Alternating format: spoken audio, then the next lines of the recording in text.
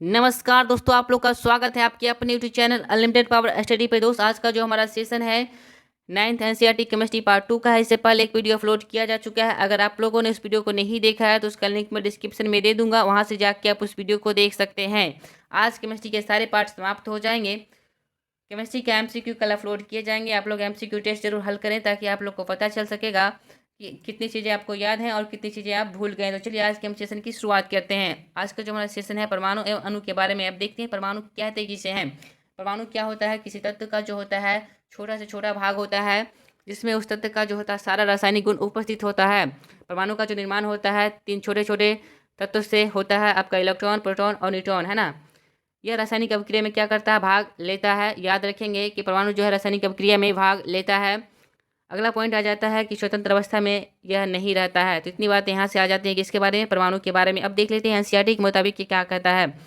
NCERT कहता है कि सबसे पहले जो है भारतीय वैज्ञानिक महर्षि कणाद, है ना। महर्षि कणाद ने ही आपको सर्वप्रथम क्या कहा था? परमाणु को अविभाज्य कहा था। बहुत इंपॉर्टेंट बातें यहाँ से आ जाती हैं। साथ ही भारतीय दार्शनिक पकोधा ने भी इस मत से सहमत थे। आगे हम देखते हैं रासायनिक संयोजन के कुल मिला के 2 नियम है। पहला नियम जो आपका आ जाता है द्रव्यमान संरक्षण का नियम, और दूसरा नियम आपका आ जाता है स्थिर अनुपात का नियम। रासायनिक संयोजन का नियम का प्रतिपादन किसने किया था? तो लवाइजिए एवं जोसेफ एल प्राउस्ट ने किया था। किसका? रासायनिक संयोजन के नियम का प्रतिपादन। आगे हम देख लेते हैं द्रव्यमान संरक्षण का नियम, है ना। द्रव्यमान संरक्षण का नियम का प्रतिपादन किसने किया है? तो एंटनी लवाइजियर ने किया है। किस वर्ष से किया है? तो 1789 में किया है। इस नियम के अनुसार क्या होता है? किसी रासायनिक अभिक्रिया में भाग लेने वाले अभिकारक के कुल द्रव्यमान तथा अभिक्रिया में से प्राप्त उत्पादों के कुल द्रव्यमान में कोई अंतर नहीं होता है। जैसे देख लीजिए यहाँ पे क्या होता है, जैसे C हो गया प्लस O2 हो गया, है ना। तो ये आपका अभिक्रिया करता है। इस वजह से क्या कहा जाता है? अभिकारक कहा जाता है। अभिक्रिया करने के बाद, है ना, CO2 का बनता है ना। अभिक्रिया करने के बाद जो चीज़ बनती है उसे हम क्या कहते हैं? उत्पाद कहते हैं। तो यहाँ पे क्या होता है, इसका जो द्रव्यमान होगा ना वो आपका CO2 के द्रव्यमान के बराबर होगा। इतना ही बात ये कहता है। आगे हम देख लेते हैं। अर्थात रासायनिक अभिक्रिया में न तो द्रव्यमान का सृजन किया जा सकता है और न ही इसका विनाश किया जा सकता है। इतनी बातें यहाँ से आ जाती हैं। अब हम देख लेते हैं स्थिर अनुपात के नियम के बारे में। ये क्या कहता है? इस नियम का जो है प्रतिपादन किस वर्ष से किया था? तो इस नियम का प्रतिपादन 1799 में किया गया। बहुत ज़्यादा इंपॉर्टेंट क्वेश्चन हो जाता है। 1799 में किया था। और किसने किया था? तो प्राउस्ट ने किया था। किसने किया था? प्राउस्ट ने किया था। इस नियम के मुताबिक के अनुसार क्या होता है? इस नियम के अनुसार प्रत्येक यौगिक, है ना, जितने भी यौगिक होते हैं में सम्मिलित तत्वों का अनुपात सदैव निश्चित होता है। यानी कि निश्चित अनुपात में मिलने से ही किसी तत्व का निर्माण होता है। जैसे देख लीजिए यहाँ पे, अर्थात किसी भी यौगिक में तत्व का सदैव एक निश्चित द्रव्यमान के अनुपात में विद्यमान होते हैं ना। जैसे यौगिक में देख लीजिए, यौगिक में जल में, है ना, जल में क्या होता है? हाइड्रोजन एवं ऑक्सीजन का जो द्रव्यमान होता है का अनुपात कितना होता है? 1:8 में जब मिलते हैं तभी जाके आपका जल का निर्माण होता है। चाहे जल का स्रोत कुछ भी हो, चाहे गंदा जल हो या आपका समुद्र का जल हो, उसे कोई फर्क ही नहीं पड़ता है। अब बातें आ जाती हैं कि पूछ लेगा आपसे कि अमोनिया, है ना, अमोनिया में नाइट्रोजन और हाइड्रोजन का द्रव्यमान का अनुपात कितना होता है? बहुत ज़्यादा इंपॉर्टेंट क्वेश्चन है ग्रुप डी के लिए आपका, है ना। अमोनिया में आपका नाइट्रोजन और हाइड्रोजन के द्रव्यमान का अनुपात कितना है? तो 14:3 है। जल में कितना होता है? आपका 1:8, है ना। 1 आपका हाइड्रोजन और 8 आपका किसका रहता है? द्रव्यमान ऑक्सीजन का रहता है। तो इस तरीके से इतने क्वेश्चन यहाँ से इंपॉर्टेंट हो जाते हैं।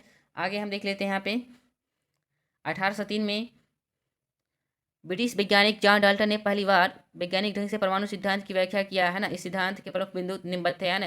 इनके देख लेते हैं यहाँ पे क्या इन्होंने कहा है। इनका कहना था कि सभी द्रव जो होते हैं परमाणु से निर्मित होते हैं। जितने भी द्रव होते हैं किससे निर्मित होते हैं? तो परमाणु से निर्मित होते हैं। आगे हम देख लेते हैं परमाणु क्या होते हैं? अविभाज्य होते हैं, सूक्ष्म कण होते हैं जो रासायनिक अभिक्रिया में न तो सृजित किए जाते हैं और न इनका विनाश होता है। कहने का अर्थ है कि परमाणु अविभाज्य होता है, लेकिन ये सिद्धांत जो है इनका गलत हो जाता है, असफल हो जाता है ना। क्या होता है आगे चल के जो है 1886 में यहाँ प्रोटॉन की खोज होता है, 1897 में इलेक्ट्रॉन की खोज होता है और 1932 में न्यूट्रॉन की खोज हो जाता है ना। तो ये साबित हो जाता है कि परमाणु को विभाजित किया जा सकता है। और परमाणु जो है किन 3 तत्वों से मिलकर बना हुआ है? तो आपका इलेक्ट्रॉन, प्रोटॉन और न्यूट्रॉन से मिलकर बना हुआ है। तो इनका नियम जो होता है क्या हो जाता है? ये फ्लॉप हो जाता है। आगे नियम देते हैं आपका एक ही तत्व के, है ना, एक ही तत्व के सभी परमाणुओं, है ना, का द्रव्यमान एवं रासायनिक गुणधर्म समान होते हैं। यानी जो आपका समस्थानिक के बारे में भी ये नियम नहीं दे पाते हैं। यानी एक ही तत्व जैसे कि आपका बात करिएगा कार्बन के समस्थानिक की अगर हम बात करते हैं, जैसे आप देखिए कार्बन के समस्थानिक में C6 होता है, आपका C12 होता है, C6 13 होता है, C6 और 14 होता है। तो क्या हो जाता है? एक ही तत्व के दिए हुए तत्व के क्या हो जाता है? आपका परमाणु का द्रव्यमान क्या होता है? एक ही तत्व का क्या हो जाता है? आपका परमाणु द्रव्यमान क्या होता है, समान होना चाहिए था, लेकिन क्या हो जाता है समस्थानिक में क्या होता है आपका एक ही तत्व आपका कार्बन है, उसका परमाणु द्रव्यमान में क्या अंतर नहीं है। यहाँ पे देखिए अंतर आपका 12 है, यहाँ पे 13 है, यहाँ पे 14 है, तो अंतर पाया जाता है। यही वजह है कि आप समस्थानिक को परिभाषित नहीं कर पाते हैं ना, समस्थानिक को परिभाषित नहीं कर पाते हैं, इस वजह से इनका नियम ये फ्लॉप हो जाता है। समस्थानिक हम कहते किसे हैं, वैसे तत्व जिनकी परमाणु संख्या क्या होती है, समान होती है ना, लेकिन उनका द्रव्यमान संख्या जो है अलग अलग होती है, समस्थानिक कहलाती हैं, तो समस्थानिक में नियम फ्लॉप हो जाता है। आगे चल के इन्होंने नियम दिया था अगला, है ना। अगला जो नियम है आपका, भिन्न भिन्न तत्वों के परमाणुओं के, है ना, द्रव्यमान एवं रासायनिक गुणधर्म क्या होते हैं, भिन्न भिन्न होते हैं। जैसे यहाँ पे देख लीजिए क्या कहता है कि भिन्न भिन्न तत्व के, है ना, जो अलग अलग तत्व होते हैं उनके परमाणु का जो द्रव्यमान होता है अलग अलग होना चाहिए था, लेकिन यहाँ पे देखिए AR, है ना, आर्गन की हम बात कर लेते हैं, इनके परमाणु द्रव्यमान कितना होता है, 40 होता है। पोटेशियम, है ना, इनका परमाणु क्रमांक कितना 18 होता है, इनका परमाणु क्रमांक 19 होता है, इनका परमाणु क्रमांक 40 होता है। ठीक है, समभारिक है ये, है ना, समभारिक में भी इनका नियम फ्लॉप हो जाता है। ये कहते हैं कि अलग अलग तत्वों के परमाणुओं के द्रव्यमान जो होता है अलग अलग होता है। देखिए अलग अलग तत्व है, आपका आर्गन है ना, ये आपका पोटेशियम, लेकिन परमाणु द्रव्यमान कितना है यहाँ पे सेम है। तो ये आपका क्या हो जाता है, संभारिक में भी ये परिभाषित नहीं कर पाते हैं, यानी कि संभारिक और समस्थानिक को भी परिभाषित नहीं कर पाते हैं। यही वजह है कि ये भी नियम इनका फ्लॉप हो जाता है। लेकिन इनके बारे में हम क्यों पढ़ते हैं, इसलिए पढ़ा जाता है कि पहले व्यक्ति थे जिन्होंने परमाणु के बारे में कुछ कहा था, है ना, यही वजह है कि इसे सिलेबस में रखा गया है। आगे हम देख लेते हैं जॉन डाल्टन के बारे में, देख लेते हैं अभी क्या बातें हैं। इनका जो जन्म हुआ था कब हुआ था, तो आपका जन्म हुआ था 1766 में हुआ था। याद रखेंगे कब हुआ था, 1766 में हुआ था। कहाँ पे हुआ था, तो इंग्लैंड में हुआ था। इंग्लैंड के वैज्ञानिक थे, है ना, गरीब जुल्हा परिवार में हुआ था, है ना। 12 वर्ष की आयु में उन्होंने एक शिक्षक के रूप में अपनी जीविका का शुरू किया और 7 साल बाद एक स्कूल के प्रिंसिपल बन गए, है ना। तो यहाँ पे इतना इंपॉर्टेंट बातें नहीं है, यहाँ से आप देख सकते हैं, इसको एक बार आप लोग पढ़ लेंगे। यहाँ पे देखिए 1808 में, है ना, कब 1808 में इन्होंने अपने परमाणु सिद्धांत को प्रस्तुत किया। कब प्रस्तुत किया परमाणु सिद्धांत इन्होंने, 1808 में इन्होंने प्रस्तुत किया था। ये बातें इंपॉर्टेंट आ जाती हैं। आगे हम देख लेते हैं सभी द्रव्यों का रचनात्मक इकाई क्या होता है, परमाणु होता है। याद रखेंगे सभी द्रव्यों का रचनात्मक इकाई क्या होता है, परमाणु होता है। परमाणु बहुत छोटे होते हैं। परमाणु क्या होते हैं, परमाणु बहुत जो छोटे होते हैं, है ना। परमाणु की त्रिज्या को किस में मापा जाता है, बहुत ज़्यादा इंपॉर्टेंट क्वेश्चन है, नैनोमीटर में मापा जाता है। किसमें, नैनोमीटर में मापा जाता है। मैं बार बार बोल रहा हूँ, 1 नैनोमीटर बराबर क्या हो जाता है, 10⁻⁹ मीटर के बराबर होता है। बहुत ज़्यादा इंपॉर्टेंट है ये बातें। आगे हम देख लेते हैं वर्जिलियस ने तत्वों को ऐसे प्रतीकों का सुझाव दिया जो उन तत्वों के नाम 1 या 2 अक्षरों से प्रदर्शित होता था। जैसे कि प्रारंभ में तत्वों के नामों की उत्पत्ति उन स्थानों से नामों से ली जाती थी, जैसे कि कॉपर जो है साइप्रस देश का था, तो वहाँ पे साइप्रस कहा जाता था। कुछ तत्वों का नामों को विशिष्ट रंगों से लिया गया, जैसे गोल्ड को, है ना, पीला धातु कहा जाता था, है ना। जैसे कुछ तत्वों में प्रतीक उनके अंग्रेजी नाम के प्रथम अक्षर और बाद में आने वाले अक्षरों को संयुक्त करके बोला गया, जैसे क्लोरीन, है ना। इन तत्वों के प्रतीकों को लैटिन, जर्मन या ग्रीक भाषाओं में उनके नामों से बनाया गया। जैसे कि लोहा को, है ना, लोहा का प्रतीक क्या होता था, Fe होता है, जिसका लैटिन नाम क्या होता है, फेरम, है ना। बहुत ज़्यादा इंपॉर्टेंट क्वेश्चन हो जाता है, लैटिन नाम इसका क्या है, लोहा का, फेरम, इसका प्रतीक क्या होता है, Fe होता है। यहाँ पे देख लीजिए वर्तमान में तत्वों का नामों की स्वीकृति जो कौन देता है, तो आपका IUPAC, है ना। इसका फुल फॉर्म आपको याद रहना ही चाहिए, आपका ग्रुप डी में क्वेश्चन पूछे ही जाएगा, है ना। देख लीजिए इसका नाम क्या हो जाता है, IC, international union of pure and applied chemistry के द्वारा दिया जाता है। तो ये बातें आपको याद रखनी है। आगे हम देख लेते हैं, आगे क्या है, डाल्टन के द्वारा सुझाए गए तत्वों का प्रतीक। क्वेश्चन आपसे पूछ लिया जाएगा, है ना, इस तरीके से प्रतीक बना दिया जाएगा और आपसे पूछ लिया जाएगा ये किसको सूचित करता है डाल्टन के मुताबिक, है ना, किसका प्रतीक है डाल्टन के मुताबिक, तो किसका प्रतीक हो जाएगा, फास्फोरस का प्रतीक हो जाएगा, है ना। इस तरीके से प्रतीक बना दिया जाएगा, पूछ लिया जाएगा डाल्टन के मुताबिक ये किसको सूचित करता है, तो किसका सूचित करता है, आपको शीशा को सूचित करता है। अगर यहाँ पे देखिए इस तरीके से आपका, है ना, प्रतीक बना दिया जाएगा, पूछ लिया जाएगा इसका किसका चिन्ह है आपका डाल्टन के मुताबिक, तो किसका चिन्ह हो जाएगा, सल्फर के मुताबिक। आपको एक बार इसको देख लेना है ना। ऑक्सीजन का चिन्ह किस तरीके से, इस तरीके से था। पारा का चिन्ह किस तरीके से था, तो इस तरीके से था। इतनी बातें यहाँ से आ जाती हैं। आगे हम देख लेते हैं परमाणु द्रव्यमान के बारे में। परमाणु द्रव्यमान किसे कहते हैं ना, तो यहाँ पे लिखा हुआ है डाल्टन के अनुसार प्रत्येक तत्व का में एक गुण होता है जिसे हम क्या कहते हैं, परमाणु द्रव्यमान कहते हैं।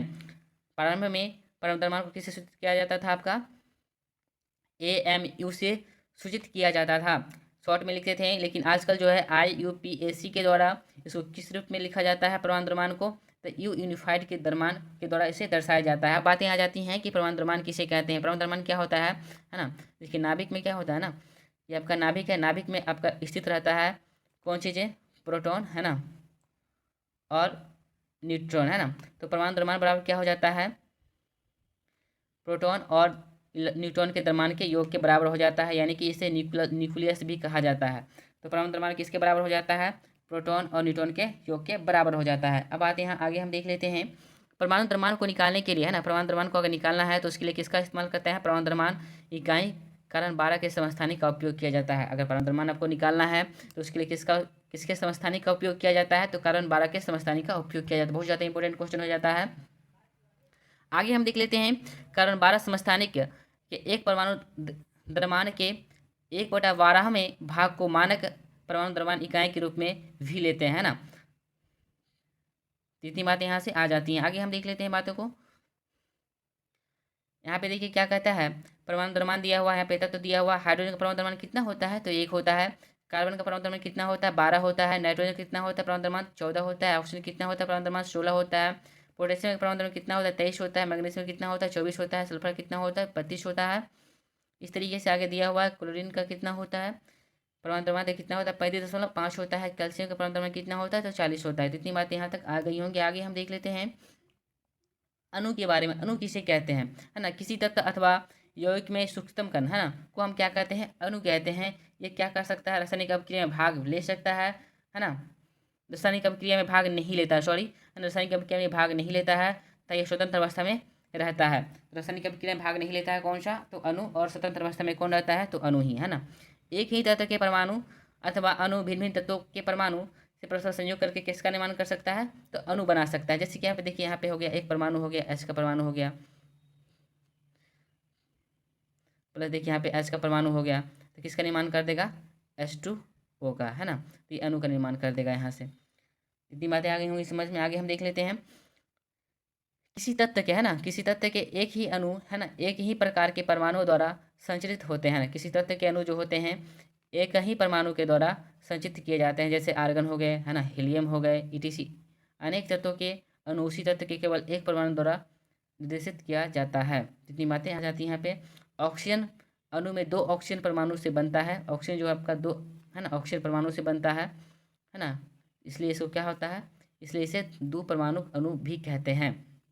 जैसे यहाँ पे देख लेते हैं, यहाँ पे दिया हुआ हीलियम, है ना। हीलियम क्या होता है? आर्गन। आर्गन क्या होता है? एक परमाणु होता है, इसमें एक ही परमाणु होता है। हीलियम को H ही लिखा जाता है। जैसे ऑक्सीजन, देखिए ऑक्सीजन को हम क्या लिखते हैं? हमेशा O2 से ही सूचित करते हैं। इसमें इसमें कितने हो जाते हैं आपके परमाणु की संख्या? 2 हो जाते हैं। आगे हम देख लेते हैं, है ना, हाइड्रोजन। हाइड्रोजन में कितना होता है परमाणु की संख्या?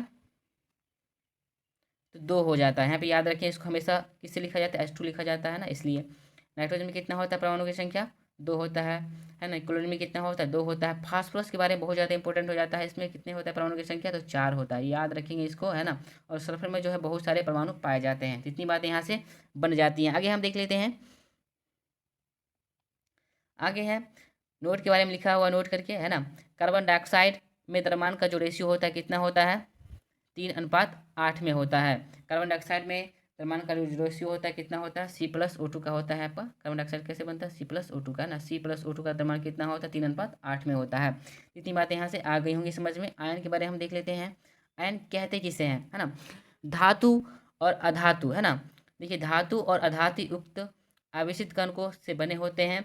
इन आवेशित कणों को हम क्या कहते हैं? आयन कहते हैं, है ना। बातें समझ में नहीं आई होगी, है ना। देखिए क्या होता है आयन के बारे में हम देखिए ऐसे भी बोल सकते हैं आप कि वे परमाणु, है ना, अथवा अणु समूह जिन पर नेट आवेश विद्यमान होता है ना, आयन कहलाते हैं। एक समान परमाणु में इलेक्ट्रॉन, है ना, और प्रोटॉन पर आवेश की मात्रा तथा उसकी संख्या बराबर होती है, इसलिए उस पर नेट आवेश क्या होता है? 0 होता है। समान परमाणु की अगर हम बात करते हैं,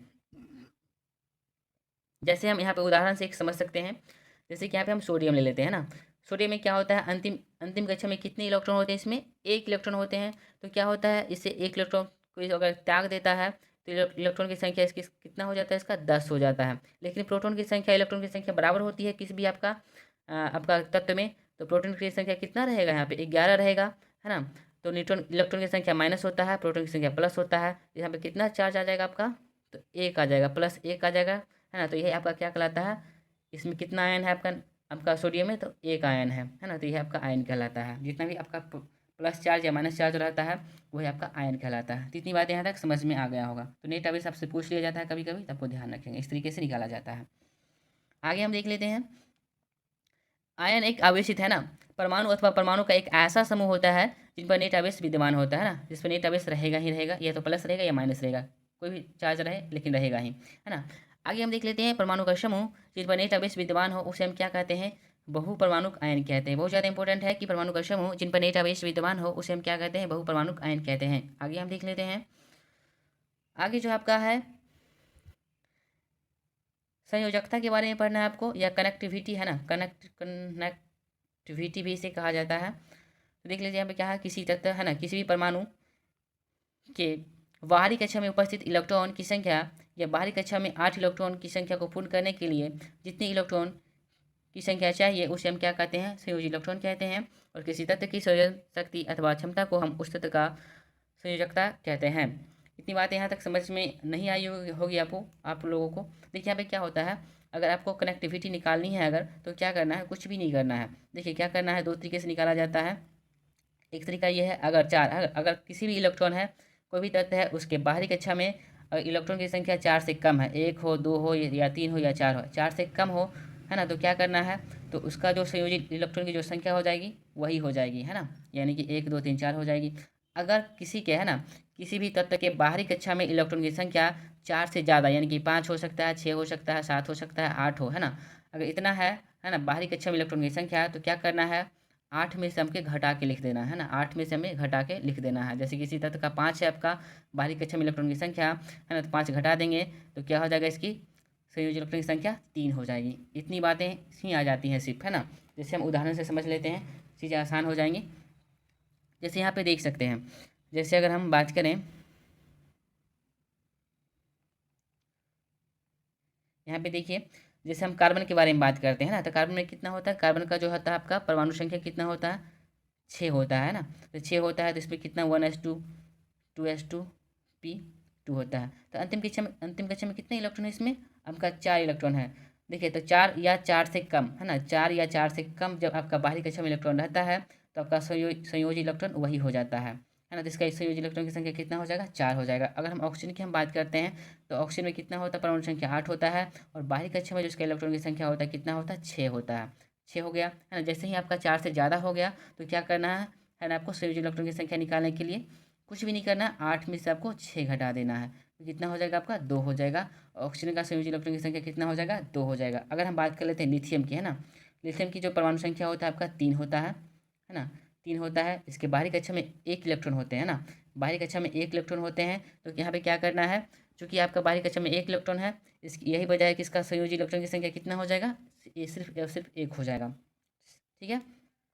अगर हम क्लोरीन की बात कर लेते हैं तो क्लोरीन के जो बाहरी कक्षा में कितने इलेक्ट्रॉन होते हैं, आपका बाहरी कक्षा में आपके 7 इलेक्ट्रॉन होते हैं ना, 7 इलेक्ट्रॉन होते हैं। तो कुछ नहीं करना, 8 में से कितना घटा देना है, संयोजी इलेक्ट्रॉन की संख्या निकालने के लिए 7 घटा देंगे तो 1 निकल जाएगा। तो इसका क्लोरीन का क्या हो जाएगा, आपका संयोजकता कितना हो जाएगा, आपका 1 हो जाएगा।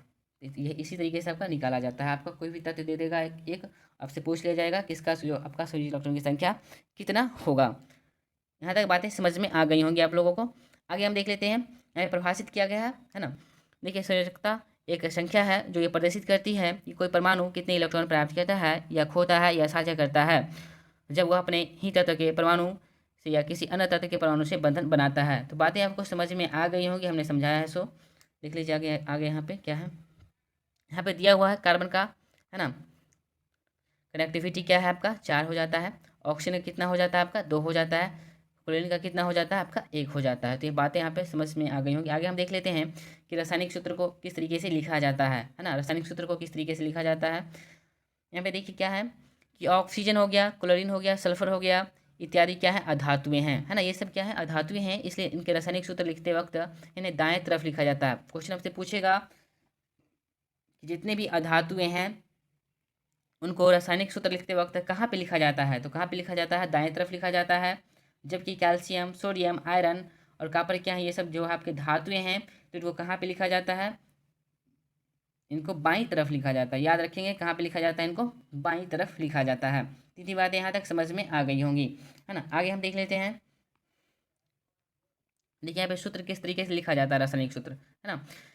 देखिए यहाँ पे है हाइड्रोजन क्लोराइड का सूत्र लिखना है, तो क्या करना है, हाइड्रोजन का कितना हो जाता है, आपका प्रतीक H होता है। इसका जो है आपका कनेक्टिविटी है ना, यानी कि संयोजकता कितना होता है, 1 हो जाता है।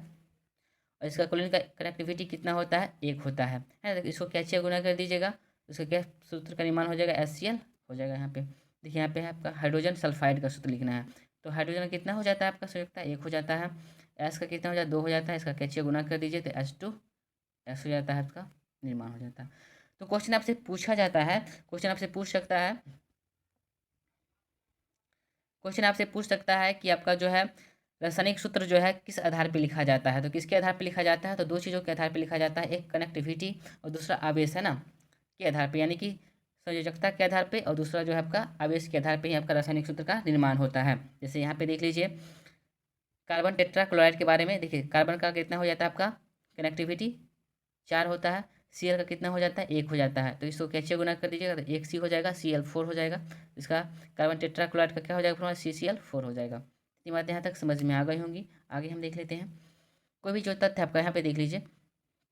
जैसे कैल्शियम में क्या होता है, कैल्शियम का जो परमाणु संख्या होता है 20 होता है। यही वजह है कि इसमें जो 2 इलेक्ट्रॉन जो है बाहरी कक्षा में होते हैं, तो 2 इलेक्ट्रॉन को ही त्याग कर देता है ना। और आपका क्या होता है, ऑक्सीजन का जो परमाणु संख्या कितना होता है, तो इसके परमाणु संख्या जो होता है 8 होता है ना। बाहरी कक्षा में इसका कितने इलेक्ट्रॉन होते हैं, 2 इलेक्ट्रॉन। इसको 2 इलेक्ट्रॉन की अष्टक बुलाने के लिए 2 इलेक्ट्रॉन की इसकी कमी रहती है ना, और 2 इलेक्ट्रॉन इसको ज़्यादा हो रहता है। तो यह वजह कि दोनों आपस में क्रिया कर लेती हैं, है ना, जिस वजह से +2 -2 कट जाती हैं, तो CaO का निर्माण हो जाता है, यानी कि कली चूना का निर्माण हो जाता है। तो इस तरीके से आपको लिखा जाता है। तो आवेश के आधार पर भी लिखा जाता है ना रासायनिक सूत्र। आगे हम देख लेते हैं चीज़ों को। देखिए यहाँ पे क्या है, जैसे देखिए कैल्शियम में कितना हो जाता है आपका आवेश की मात्रा, +2 होता है। OH में कितना होता है, -1 होता है ना। तो यहाँ पे क्या हो जाता है, देखिए तो इसका कैसे गुना करिएगा तो आपका CaOH का होल ट्वाइस, है ना, यानी भाखड़ा चूड़ा का निर्माण हो जाता है। इस तरीके से चीज़ें समझ में आ गई होंगी। आगे हम देख लेते हैं, आगे जो आपकी बातें हैं आपका आणविक द्रव्यमान के बारे में, है ना। आणविक द्रव्यमान निकालने के लिए कुछ भी नहीं करना है, सिंपल सा बात है। जितना भी मोल की संख्या होगा, है ना, जितना भी अणु होगा, अणु की संख्या गुने उस तत्व का जो आपका द्रव्यमान होगा उससे गुना कर देना, आगे लिखते चले जाना है। जैसे किसी पदार्थ का आणविक द्रव्यमान उसके सभी संघटकों परमाणु के द्रव्यमानों का योग होता है। जैसे कि हम निकालते हैं HNO3 का, देखिए यहाँ पे इसमें कितने अणु हैं, अणु की संख्या यहाँ पे 1 है ना, तो 1 गुने 1 हो जाएगा। प्लस देख लीजिए यहाँ पे देखिए नाइट्रोजन की संख्या कितना है, 1 ही है ना। इसमें कितने अणु हैं, 1 ही है। और इसका जो द्रव्यमान कितना होता है नाइट्रोजन का, तो 14 होता है। तो 14 से गुना कर दीजिए, फिर प्लस कर दीजिए। देखिए यहाँ पे कितने अणु हैं, यहाँ पे ऑक्सीजन के 3 अणु हैं, 3 हो गया, गुने इसका द्रव्यमान कितना होता है, 16 होता है आपका। इसको गुना कर दीजिएगा, जोड़िएगा तो कितना हो जाएगा, 63 म्यू हो जाएगा, है ना। द्रव्यमान को किससे सूचित किया जाता है, म्यू से सूचित किया जाता है। किसके द्वारा, तो आपको बता चुके हैं। आगे हम देख लेते हैं, यहाँ पे नोट में लिखा हुआ है आणविक द्रव्यमान तथा सूत्र इकाई द्रव्यमान का परिकलन उसी प्रकार से करते हैं जिस प्रकार से आणविक द्रव्यमान का परिकलन किया जाता है। दोनों में सिर्फ एक ही अंतर है, सूत्र इकाई संगठन का आयन होता है ना। इसमें आयन के रूप में भी हम लिख सकते हैं ना, इसमें आयन रहता है प्लस चार्ज माइनस चार्ज, है ना, NaCl में, है ना। देखिए जैसे NaCl का लिखना है तो उसी तरीके से लिखना है। इसमें कितना अणु है, अणु की संख्या 1 है ना, आयन की संख्या 1 है, तो 1 कर देना है। अणु की संख्या 1 है, गुने आपका 23 है, इसका 23 से गुना कर देना है। प्लस यहाँ पे देखिए Cl में कितना है आपका अणु की संख्या 1 ही है, प्लस Cl का द्रव्यमान कितना होता है, 35 से जोड़ दीजिए, आपका इतना हो जाएगा। इसी तरीके से आपको निकालना है। आगे हम देख लेते हैं चीज़ों को। देखिए मोल के बारे में दिया हुआ है यहाँ पे 6.022 गुणे 10⁻23 एवोगाड्रो स्थिरांक है, जो कि 12 ग्राम में, है ना। कितना ग्राम में, 12 ग्राम में विद्यमान कार्बन 12 के परमाणु की संख्या को दर्शाता है। हम जान लेते हैं मोल के बारे में। मोल क्या होता है ना, देखिए यहाँ पे थोड़ा सा हम जान लेते हैं। हम ज़्यादा चीज़ें जो है डिटेल में नहीं लेके चल रहे हैं, है ना, क्योंकि हम आप लोग को एक बैच लाएंगे, है ना, एक जो आपका सीरीज चलेगा साइंस का, उसमें बहुत चीज़ें डिटेल से चलेंगे, आपको याद नहीं करना पड़ेगा। लेकिन ये जो चीज़ें आपका NCERT का है, इसमें हम शॉर्ट से शॉर्ट में चलेंगे, ताकि आपको जो चीज़ें पूछी जाती है उतना ही चीज़ हम इसमें आपको फोकस रहेगा, टू दी पॉइंट हम चलेंगे इसमें, है ना। देखिए मोल के बारे में देख लेते हैं। मोल क्या होता है, मोल पदार्थ के कणों, है ना, जैसे कि परमाणु हो गया, अणु हो गया, आयन हो गया, की मात्रा को प्रदर्शित करने वाली सुविधाजनक इकाई होती है। मोल को 3 रूप में परिभाषित किया जाता है ना। मोल की जो परिभाषा होता है एक संख्या के रूप में दिया जाता है। एक मोल जो बराबर होता है किसके बराबर हो जाता है आपका, तो 6 दशमलव, है ना, 6.22 गुणे 10⁻23, है ना, एवोगाड्रो के बराबर हो जाता है। 1 मोल बराबर, है ना, अगर द्रव्यमान के रूप में हम परिभाषित करते हैं तो क्या हो जाता है, ये 6.22 गुणे 10⁻23 एवोगाड्रो स्थिरांक है, जो कि 12 ग्राम में विद्यमान कार्बन 12 के परमाणु की संख्या को दर्शाता है ना। अगर हम आयतन के रूप में अगर मोल परिभाषित करते हैं तो 1 मोल बराबर हो जाता है 22.4 लीटर। बहुत बारी क्वेश्चन पूछा गया है कि 1 मोल बराबर कितने लीटर के बराबर होता है, तो 22.4 लीटर के बारे में होता है। इतनी बातें समझ में आ गई होंगी। आगे हम देख लेते हैं बातों को। एक मोल में है ना मात्राओं की वो संख्या है जो ग्राम में उसके परमाणु अथवा आणविक द्रव्यमान के बराबर होती है ना। एक मोल जो होता है ना, एक मोल जो होता है किसके बराबर होता है, तो आणविक द्रव्यमान के बराबर होता है। जैसे कि ऑक्सीजन का आणविक द्रव्यमान कितना होता है आपका, या द्रव्यमान कितना होता है 16 होता है, तो उसके बराबर होता है एक मोल बराबर कितना होता है, तो एक मोल बराबर होता है 6.022 गुने 10⁻23 है ना। इतनी बातें समझ में आ गई होगी। पदार्थ के एक मोल अणुओं का द्रव्यमान उसका मोलर द्रव्यमान कहलाता है। आगे हम देख लेते हैं, आगे भी वही है आपका मोल संकल्पना के बारे में है। किसी पदार्थ के एक मोल है ना, एक मोल में कणों परमाणु अणु अथवा आयन की संख्या निश्चित होती है, जिसका मान कितना होता है 6.22 गुने 10⁻23 होता है। इसका मान प्रयोग विधि से प्राप्त किया गया है। इसको एवोगाद्रो स्थिरांक अथवा एवोगाद्रो की संख्या द्वारा सूचित किया जाता है, जिसको एन नॉट से सूचित किया जाता है ना। क्वेश्चन आपसे बन सकता है यहाँ से कि इनका नाम जो है ना, इनका नाम इतावली वैज्ञानिक है ना MD है ना, MAMD एवोगाद्रो के सम्मान में रखा गया। तो एवोगाड्रो कहाँ के वैज्ञानिक थे, तो इतावली के वैज्ञानिक थे है ना, बहुत ज़्यादा इंपॉर्टेंट है। एक मोल बराबर कितना होता है ये आपको ध्यान में रखना है। एवोगाड्रो की संख्या को किससे सूचित किया जाता है, तो इससे सूचित किया जाता है। हाइड्रोजन परमाणु का जो द्रव्यमान होता है 1 म्यू, अतः हाइड्रोजन का ग्राम है ना परमाणु द्रव्यमान 1 ग्राम होगा है ना। इतनी बातें समझ में आ गई होंगी। सन 1896 में विल्हेम ओस्टवाल्ड ने मोल शब्द का प्रस्तावित किया था। क्वेश्चन यहाँ से पूछ सकता है कि 1896 में है ना कब ने किसने है ना मोल शब्द का हो गया प्रस्तावित किया था, तो विल्हेम ओस्टवाल्ड ने किया था, जो कि एक लैटिन शब्द है ना, लैटिन शब्द से मोल उत्पन्न होता है, मोल से है जिसका अर्थ होता है क्या, ढेर है ना। इस तरीके से किसी पदार्थ को परमाणु अथवा है ना अनुभव लिखा है गलत है यहाँ पे, अणु के ढेर के रूप में आप विचार कर सकते हैं है ना। इतनी बातें यहाँ से आ जाती हैं। आगे हम देख लेते हैं सन 1967 में है ना, कब 1967 में मूल इकाई को स्वीकार कर लिया गया, जो परमाणु एवं अणुओं की संख्या को निरूपित करने का सरलतम उपाय है। यानी कि कब स्वीकार किया गया इसको, तो 1967 में स्वीकार किया गया। कब स्वीकार किया गया, तो 1967 में स्वीकार किया गया। आपको यहाँ तक ध्यान रखना है, मूल इकाई के रूप में स्वीकार कर लिया गया किसको, मोल को। आगे हम देख लेते हैं, मोलों की संख्या का निकालना होगा तो क्या करना पड़ेगा, दिया गया द्रव्यमान है ना, मोलों की संख्या निकालना है तो आपको क्या करना है ना, ये क्वेश्चन को पूरा करना। 5 यहाँ पे 5 सूत्र है, आपको एक नोटबुक में नोट कर लेना है। यहाँ पे नोमिकल भी क्वेश्चन हमने ऐड किया है, उसको भी आप क्वेश्चन को सॉल्व कर लेंगे और एक ठंग रख लेंगे है ना। देख लीजिए यहाँ पे कि मोलों की संख्या है, दिया हुआ द्रव्यमान है ना, दिया हुआ द्रव्यमान बटे मोलर द्रव्यमान है ना। मोलों की संख्या का निकालना है तो क्या करना है आपको, दिया हुआ द्रव्यमान बटे मोलर द्रव्यमान से भाग दे देना है, बस सिंपल सी बात है। फिर अगर मोलों की संख्या निकालना है तो क्या करना है, दिए गए कणों की संख्या जितना भी कण दिया हुआ है ना बटे में क्या करना है, एवोगाद्रो संख्या से आपको भाग दे देना है, तो आपका किसका संख्या निकल जाएगा, मोलों की संख्या निकल जाएगी।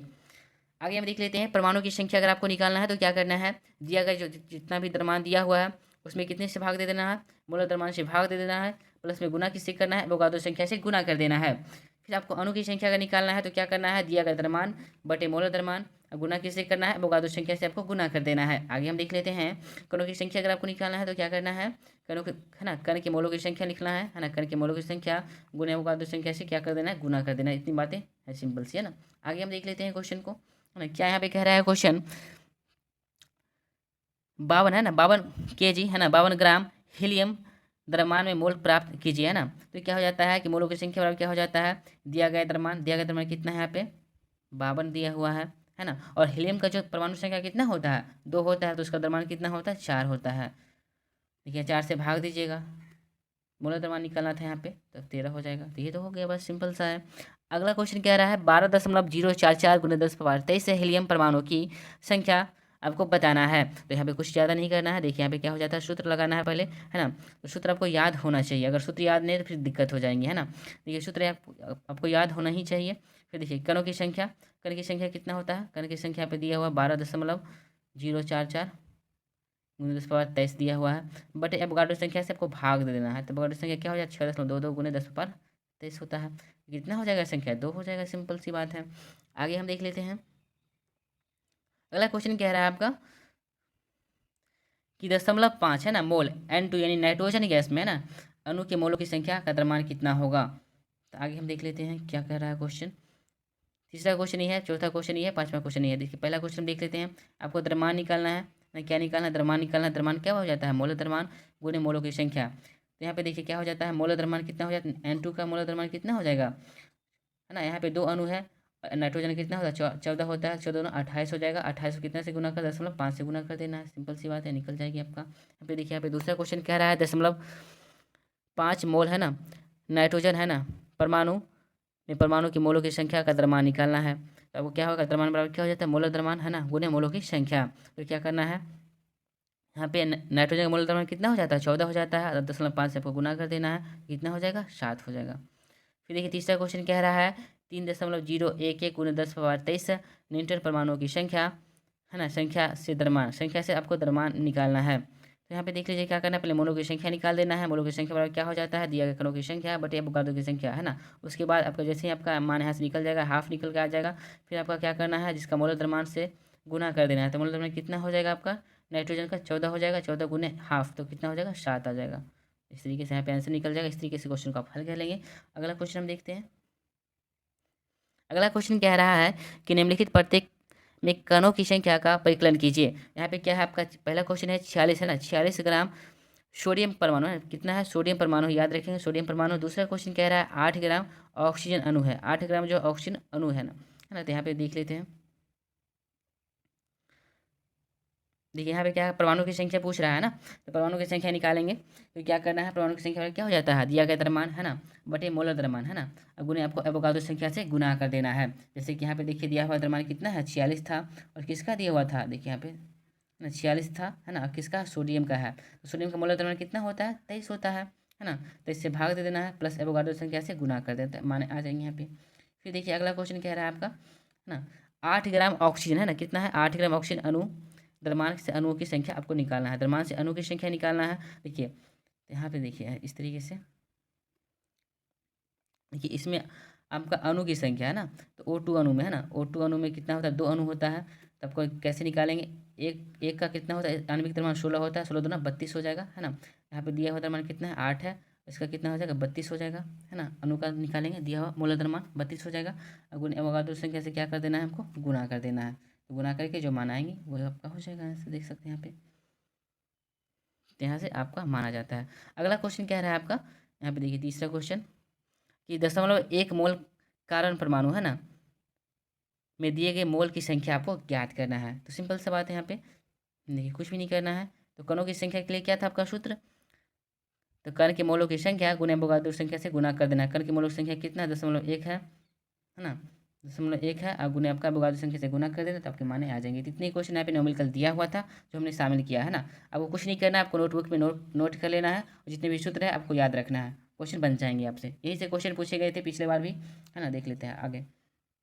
आगे यहाँ पे देखिए आपने इस चैप्टर से क्या सीखा, ये चैप्टर का लास्ट है, उसके बारे में लिखा हुआ, आप लोग इसको देख लीजिए एक बार अच्छे से है ना। हमने सारी बातों को यहाँ पे शामिल कर लिया है, लेकिन आप लोग की संतुष्टि के लिए एक बार हम दिखा देते हैं, ताकि आप लोग को बुक ना पढ़ना पड़े है ना, ताकि आप लोग कोई कन्फ्यूजन ना रहे कि बुक में कुछ और हो सकता है ना।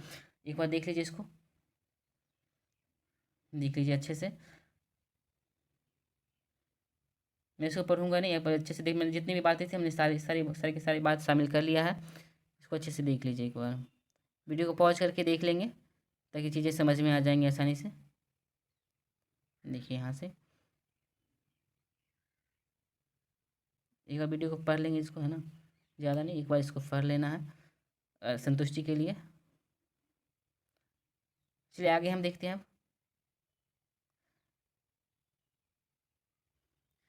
चौथा नंबर चैप्टर में क्या दिया हुआ है, परमाणु की संरचना के बारे में दिया हुआ है, स्ट्रक्चर ऑफ द एटम के बारे में दिया हुआ है, इलेक्ट्रॉन के बारे में है ना।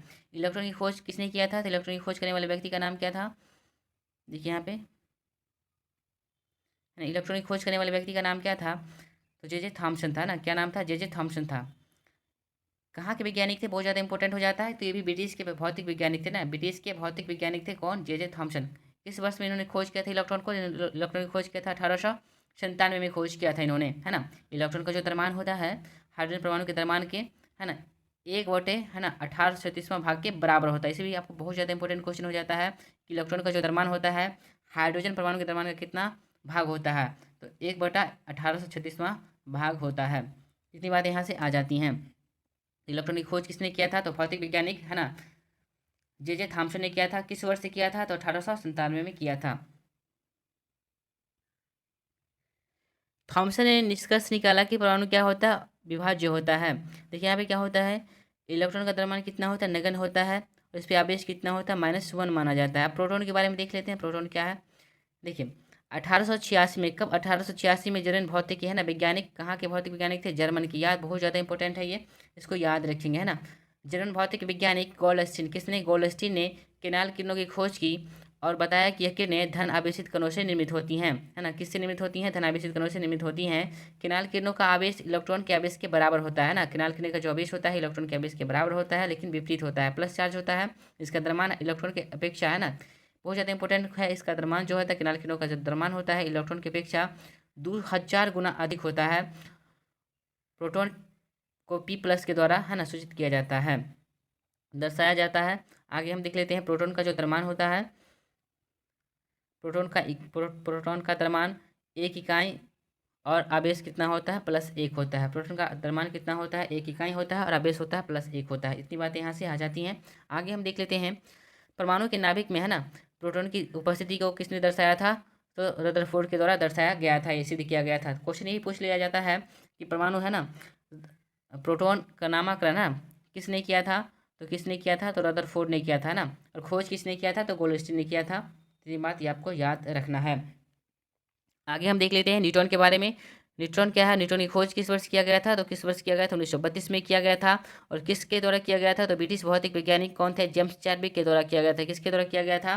जेम्स चैडविक के द्वारा किया गया था। जो कहाँ के वैज्ञानिक थे? क्वेश्चन बहुत ज़्यादा इंपॉर्टेंट है, कहाँ के वैज्ञानिक थे? तो ब्रिटिश वैज्ञानिक थे, है ना। इसके लिए इन्हें किस वर्ष नोबेल पुरस्कार से सम्मानित किया गया? तो किस वर्ष नोबेल पुरस्कार से इन्हें सम्मानित किया गया? तो 1935 में इन्हें नोबेल पुरस्कार से सम्मानित किया गया। इतनी बातें यहाँ से आ जाती हैं। आगे हम देख लेते हैं क्या होता है कि न्यूट्रॉन एक विद्युत उदासीन होता है ना, विद्युत उदासीन कण होता है। इस पर शून्य आवेश, है ना, होता है। किस कौन सा आवेश होता है? शून्य आवेश होता है, परंतु इसका द्रव्यमान प्रोटॉन के द्रव्यमान के लगभग बराबर होता है। न्यूट्रॉन क्या होता है? हाइड्रोजन को छोड़कर, किसको छोड़कर? हाइड्रोजन को छोड़कर सभी परमाणु के नाभिक में उपस्थित होता है। न्यूट्रॉन क्या होता है? हाइड्रोजन को छोड़कर सभी परमाणु के नाभिक में उपस्थित होता है। समानतः न्यूट्रॉन को अंश से दर्शाया जाता है ना। क्योंकि क्या होता है कि हाइड्रोजन की परमाणु संख्या जो 1 होता है, यही वजह है कि इसमें न्यूट्रॉन की संख्या नहीं उपस्थित होता है ना। क्या होता है? परमाणु द्रव्यमान बराबर क्या हो जाता है? प्रोटॉन की संख्या प्लस न्यूट्रॉन की संख्या के बराबर हो जाता है। जैसे देखिए यहाँ पे क्या हो जाता है, ये आपका परमाणु होता है। परमाणु का जो भार होता है ना, ये भार किसकी वजह से होता है? ये तो चलते रहता है ना, इलेक्ट्रॉन तो चक्कर काटते रहता है, तो भार किसकी वजह से होता है? न्यूक्लियस की वजह से ना, यानी कि आपका केंद्र की वजह से, नाभिक की वजह से होता है भार। तो नाभिक में कौन चीज़ें उपस्थित होती हैं? प्रोटॉन और न्यूट्रॉन उपस्थित होता है। किसमें? नाभिक में, है। तो ये वजह किसमें भार किसकी वजह से होता है? प्रोटॉन और न्यूट्रॉन की वजह से। तो आपका परमाणु परमाणु द्रव्यमान बराबर कितना क्या हो जाएगा? प्रोटॉन की संख्या प्लस न्यूट्रॉन की संख्या के बराबर हो जाता है। सिंपल सी बातें आ जाती हैं। यहाँ पे देख लेते हैं थॉमसन के मॉडल के बारे में। थॉमसन के परमाणु मॉडल के बारे में देख लेते हैं, इन्होंने क्या दिया था। थॉमसन ने परमाणु का प्लम पुडिंग, है ना, कौन सा प्लम पुडिंग मॉडल प्रस्तुत किया? कौन सा मॉडल प्रस्तुत किया था? तो प्लम पुडिंग मॉडल उन्होंने प्रस्तुत किया था। इस मॉडल के अनुसार परमाणु की संख्या, है ना, परमाणु की जो संरचना होती हैं वो कैसी होती है? मेवे युक्त, है ना। कैसा? मेवे युक्त केक के समान होती है। किसके समान होती है? तो मेवे युक्त केक के समान होती है, जिसमें परमाणु, है ना, जिसमें संपूर्ण जो है परमाणु धन आवेश गोले के समान होता है। जितना भी संपूर्ण जो धन आवेश क्या होता है? गोले के समान होता है। और ऋण आवेशित इलेक्ट्रॉन, है ना, उसमें मेवे के समान बिखरे रहते हैं, यानी कि मेवे के समान में बिखरा जो रहता है वो क्या हो जाता है? आपका इलेक्ट्रॉन माइनस में होता है। जैसे कि तरबूज के लाल भाग में धसे हुए बीजों के उदाहरण से भी समझ सकते हैं, यानी कि जितना भी आपका संपूर्ण जो भाग है आपका धनावेशित है, और जितना भी आपका इलेक्ट्रॉन जो है आपका ऋणावेशित के रूप में, जैसे बिच्चा जो हो गया आपका तरबूज का, वो क्या हो जाता है? ऋणावेशित के रूप में इन्होंने व्याख्या किया था। थॉमसन के अनुसार ऋणात्मक एवं धनात्मक आवेश के परिणाम आपस में क्या होते हैं? समान होते हैं, इसलिए परमाणु विद्युत उदासीन होते हैं, इन्होंने कहा था। आगे चल के जिनका जो कमियां मिली, है ना, कमियों के बारे में देख लेते हैं। जैसे इस तरीके से देख लीजिए यहाँ पे, है ना, थॉमसन का जो परमाणु मॉडल था इन्होंने इस दिया था। इनकी जो कमियाँ क्या थी इनके बारे में हम देख लेते हैं। देखिए इनकी जो कमियाँ थी, थॉमसन ने अपने परमाणु मॉडल में यह नहीं समझा सके, है ना, कि परमाणु में धन आवेश, है ना, किस प्रकार, है ना, ऋण आवेश से, कणिकाओं से, यानी इलेक्ट्रॉन को अपने अंतः निर्मित करता है ना, किस तरीके से बंधे रहते हैं ना, किस तरीके से संरचना रहता है आपका इलेक्ट्रॉन का, है ना, ऋण आवेशित का, और प्रोटॉन का, धन आवेश का, है ना, किस तरीके से बंधे रहते हैं आपस में, इसको समझा पाने में असफल रहे। अगला जो पॉइंट आ जाता है, यह मॉडल परमाणु की स्थिरता को समझाने तथा नाभिक को उपस्थिति बताने में असफल है। इन्होंने नाभिक के बारे में बिल्कुल भी चर्चा नहीं किया था कि नाभिक होता भी है ना, यही वजह है कि इनकी बहुत सारी कमियां थी, है ना। तो आगे चल के जो है आपका कौन सा आ जाता है व्यक्ति? रदरफोर्ड, है ना, जो नाभिक के बारे में बताता है। हम यहाँ पे देख लेते हैं जे जे थॉमसन के बारे में। देखिए यहाँ पे जे थॉम्सन का जो जन्म होता है कब होता है, 1856 से 1840 तक है ना। इनका जो जन्म होता है 18 दिसंबर 1856 को होता है। ये कहाँ के वैज्ञानिक थे है ना, तो ब्रिटिश भौतिक शास्त्री थे है ना। इसको भी आपको ध्यान में रखना है, बहुत ज़्यादा इंपॉर्टेंट है। इलेक्ट्रॉन की खोज करने के लिए इन्हें 1906 ईस्वी में भौतिक शास्त्र में नोबेल पुरस्कार भी दिया गया था। बहुत ज़्यादा इंपॉर्टेंट हो जाता है। 35 वर्ष तक वे कैम्ब्रिज में है ना कैवेंडियस प्रयोगशाला में निदेशक थे और उनके शोध के 7 सहयोग को भी आगे चल के नोबेल पुरस्कार से सम्मानित किया गया। आगे हम देख लेते हैं आगे आगे का पॉइंट क्या है ना। रदरफोर्ड के परमाणु मॉडल के बारे में देख लेते हैं। दोस्त हमारा चैनल का नाम है ना अनलिमिटेड पावर स्टडी है ना। इसको शेयर एंड सब्सक्राइब अवश्य कर लेंगे ताकि आप लोग को जो है 6 से 12 तक का जो है NCERT वीडियो बहुत जल्द उपलब्ध हो सके। चलिए आगे हम चलते हैं। परमाणु मॉडल के बारे में देखते हैं। रदरफोर्ड के परमाणु मॉडल की ये क्या होता है ना, इनका जो मॉडल था सिंपल सा था। रदरफोर्ड ने प्रयोग करने के लिए सोने का पतली जो है चादर लिया था और उस पर जो अल्फा कण से इन्होंने प्रहार किया था ना।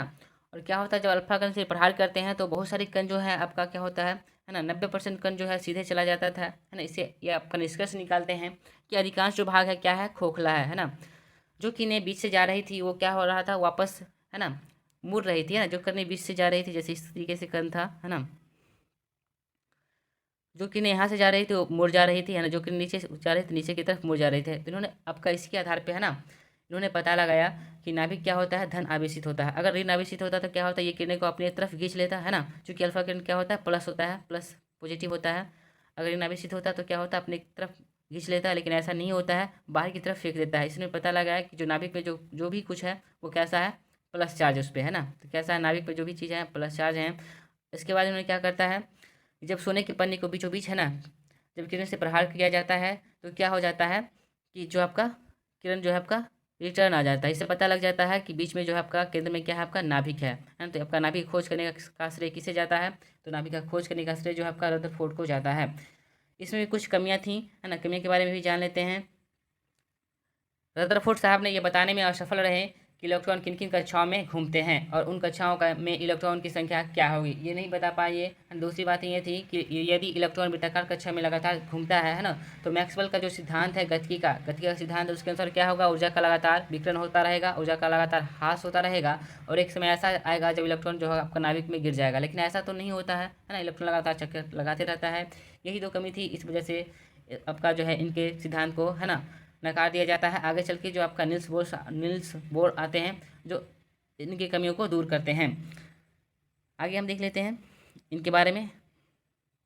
देखिए अनरिस्ट रदरफोर्ड यह जानने के इच्छुक थे कि इलेक्ट्रॉन परमाणु के भीतर कैसे व्यवस्थित होते हैं। उन्होंने एक प्रयोग किया। इस प्रयोग में तेज गति से चल रही अल्फा कणों से सोने की पत्ती है ना, किस कणों से, अल्फा कणों से इन्होंने सोने की पन्नी, अल्फा कण दो ही है ना आवेशित हीलियम कण होते हैं, अतः इनका धन आवेश है ना आवेशित होते हैं। इनका द्रव्यमान कितना होता है, 4 होता है, 4 होता है। परिणाम क्या होता है, तेज गति से चल रहे अधिकतर अल्फा कण है ना, अल्फा कण क्या हो जाते हैं, पन्नी से सीधे निकल जाते हैं। आगे देख लेते हैं यहाँ पे आश्चर्यजनक रूप से है ना प्रत्येक 12,000 है ना 12,000 कणों में से एक कण क्या हो रहा था, आपस आ रहा था ना। ये भी ध्यान रखना है कि 12,000 कणों में से कितना कण वापस आ रहा था, तो एक कण वापस आ रहा था है ना। आगे देख लेते हैं बहुत कम अल्फा कण जो होता है आपके 180 डिग्री पे ना, यहाँ पे गलत लिखा गया है। बहुत कम अल्फा कण जो है आपका 180 डिग्री पर विक्षेपित हुए थे, जिससे यह संकेत मिलता है कि सोने के परमाणु का पूर्ण धन आवेशित है ना पूर्ण धन आवेशित भाग और द्रव्यमान परमाणु के भीतर बहुत कम आयतन में सीमित होते हैं। नेट नाभिक के है ना नेट नाभिक की त्रिज्या परमाणु की त्रिज्या से कितना होता है, 10⁵ गुना छोटी होती है ना। नाभिक की जो त्रिज्या होती है परमाणु की त्रिज्या से कितना छोटी होती है, 10⁵ गुना छोटी होती है। बातें बहुत ज़्यादा इंपॉर्टेंट हो जाती हैं।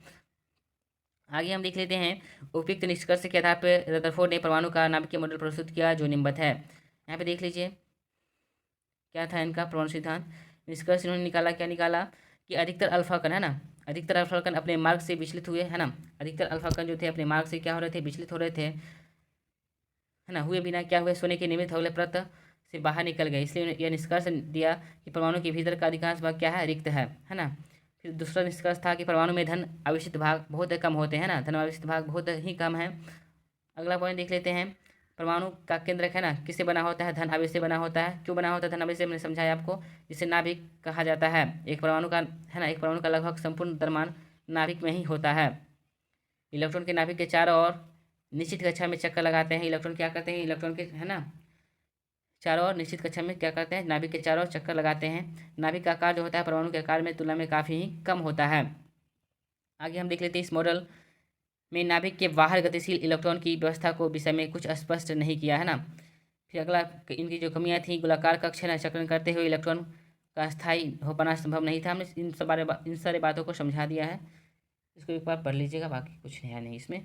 आगे हम देख लेते हैं रदरफोर्ड के बारे में है ना। इनका जन्म कब हुआ था, तो इनका जन्म हुआ था 30 अगस्त 1871 में हुआ था है ना। इनको जो है नाभिकीय भौतिकी का जनक कहा जाता है। किसका जनक कहा जाता है, किसको कहा जाता है, तो रदरफोर्ड को क्या कहा जाता है, नाभिकीय भौतिकी का जनक कहा जाता है। रेडियोधर्मिता पर अपने योगदान और सोने की पन्नी के द्वारा परमाणु की नाभिक की खोज के लिए है ना प्रसिद्ध हुए 1908 में इनको क्या दिया गया, नोबेल पुरस्कार से इन्हें सम्मानित किया गया। कब किया गया, 1908 में। 1908 में कौन सा पुरस्कार दिया गया, तो नोबेल पुरस्कार से इन्हें सम्मानित किया गया। आगे हम देख लेते हैं बातों को। अब देखिए नील्स बोर का प्रामाणिक मॉडल क्या है उसके बारे में।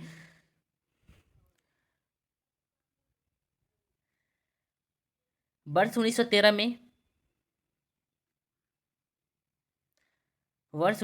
में नील्स बोर ने रदरफोर्ड के परमाणु मॉडल की कमियों को दूर करने के लिए एक नया परमाणु मॉडल प्रस्तुत किया, जिसे हम क्या कहते हैं, मैक्स प्लांक है ना के द्वारा प्रस्तुत क्वांटम सिद्धांत पर आधारित था है ना।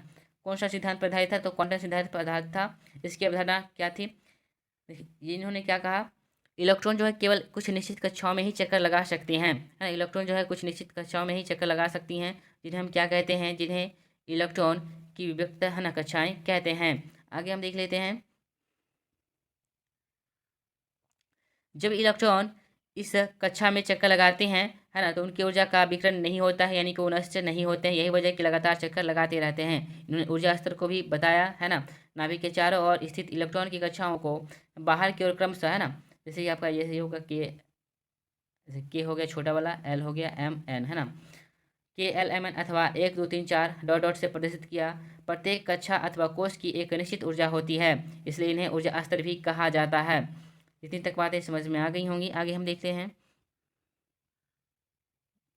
इन्होंने इस तरीके से सूचित किया था आपका, जैसे तो अंदर वाला क्या हो गया आपका के हो गया, उससे बाहर वाला एल, उससे बाहर आपका एम, और सबसे अंत में हो गया आपका एन है ना। तो किसी भी कोष में जो होता है उपस्थित इलेक्ट्रॉन की अधिकतम संख्या क्या होता है, अधिकतम संख्या जो होता है आपका है ना 2n² से सूचित किया जाता है, जहाँ पे n क्या है, कोषों की संख्या है। जैसे कि आपका हम बात कर लेते हैं के कक्षा में कितने इलेक्ट्रॉन की संख्या होंगी, तो यहाँ पे देख सकते हैं, यहाँ पे 2 हो गया। के की संख्या कितना है, n की संख्या 1 है, तो 1 का स्क्वायर करिए कितना हो जाएगा, 2 हो जाएगा। अगर हम बात कर लेते हैं एल में है ना, एल कक्षा में इलेक्ट्रॉन की संख्या कितना होगा, तो 2 कर लीजिए। एल की संख्या कितना है इसमें, जैसे कि हम बात कर लेते हैं एल की है ना, एल की बात अगर करते हैं तो एल में एन की संख्या कितना हो जाता है, 2 हो जाता है। तो देखिए यहाँ पे कितनी इसकी संख्या कितना हो जाएगा, 2 हो जाएगा। 2 हो जाएगा, गुने हो जाएगा 2 का पावर 2 है ना, तो कितना हो जाएगा, 8 हो जाएगा है ना। तो यहाँ तक बातें समझ में आ गई होंगी। जैसे यहाँ से देखिए, जैसे यहाँ पे देख लीजिए एम की है ना, एम की अगर बात करेगा तो कितना हो जाएगा, देखिए एम में एन की संख्या कितना है, तो 2 हो गया, गुने आपका हो जाता है एन है ना, एन में कितना है, एन हो गया आपका 3 हो गया, का पावर 2 हो गया, तो 9 दूना 18 हो जाएगा है ना। एम में कितना आपका इलेक्ट्रॉन रह सकता है, तो 18 इलेक्ट्रॉन रह सकता है ना। जिसकी एन की हम बात करते हैं, तो एन की हम बात करते हैं तो इसकी संख्या कितना हो जाएगा, 4 हो जाएगा। एन की जगह 4 धर दीजिए, 2 हो जाएगा, गुने हो जाएगा 4 का स्क्वायर हो जाएगा, 16 दूना 32 हो जाएगा। 32 इलेक्ट्रॉन लास्ट में रह सकता है एन में। इसी तरीके से आपका इलेक्ट्रॉन को रहता है क्षमता है ना, क्षमता के मुताबिक। आगे हम देख लेते हैं, जैसे कि यहाँ पे देख सकते हैं परमाणु की कक्षाओं में है ना, परमाणुओं की कक्षाओं में इलेक्ट्रॉन वितरण की यह योजना वर्ष कब लाया गया था, 1921 में है ना। 1921 में 2 वैज्ञानिक कौन कौन थे, नील्स बोर और चार्ल्स रोज ने प्रस्तुत किया था। किसने किया था प्रस्तुत, तो नील्स बोर और चार्ल्स रोज ने किया था। कब, किस वर्ष किया था, तो 1921 में किया था है ना। जैसे कि यहाँ पे हम देख सकते हैं के में आपका एन हो गया, ऊर्जा स्तर कितना है, एन है, तो इलेक्ट्रॉन की अधिकतम संख्या कितना हो सकता है, 2 हो सकता है। अगर एल की हम बात करते हैं तो इसका ऊर्जा स्तर कितना हो जाता है, 2 हो जाता है। इसका सूत्र लगा देना है ना, सिंपल सा है, 2n² वाला है ना। एल में कितना इलेक्ट्रॉन की अधिकतम संख्या हो सकता है, 18 हो सकता है। एम में कितना हो सकता है, सॉरी एल में 8 हो सकता है, एम में कितना हो सकता है, 18 हो सकता है। आगे हम देख लेते हैं, एन में कितना हो जाएगा इलेक्ट्रॉन की संख्या, तो आपका 32 हो जाएगा है ना। ओ में अगर पूछ लेगा तो कितना हो जाएगा, 50 हो जाएगा है ना। यहाँ पे देख लीजिए, सबसे बाहरी कोष में इलेक्ट्रॉन की अधिकतम संख्या कितना हो सकती है, सबसे बाहरी कोष में इलेक्ट्रॉन की अधिकतम संख्या 8 हो सकती है, चाहे उसको है ना उसकी इलेक्ट्रॉन धन क्षमता अधिक क्यों ना हो ना, 8 से ज़्यादा बाहरी कोश में इलेक्ट्रॉन नहीं रह सकता है, इसे भी आप ध्यान रखेंगे, है ना। इसे अष्टक के नियम भी कहा जाता है ना। आगे जो है इनका नियम जो है आपका, किसी परमाणु के दिए गए कोश में, है ना, किसी परमाणु के दिए गए कोश में इलेक्ट्रॉन तब तक स्थान नहीं लेता है जब तक कि उससे पहले वाले भीतरी कक्षा, है ना, पूर्ण रूप से नहीं भर जाता है। इससे स्पष्ट होता है कि कक्षाएं क्रमानुसार होती है ना, क्रम से ही चलती हैं। दोस्त, हमारा चैनल का नाम है आपका अनलिमिटेड पावर स्टडी। प्लीज़ इसे शेयर सब्सक्राइब अवश्य कर लेंगे, है ना, हमें अच्छा लगेगा लाइक अगर कर देते हैं तो, है ना। चलिए आगे हम देखते हैं यहाँ पे संयोजकता के बारे में देख लेते हैं, है ना, कनेक्टिविटी के बारे में, इसके बारे में हमने बता दिया था।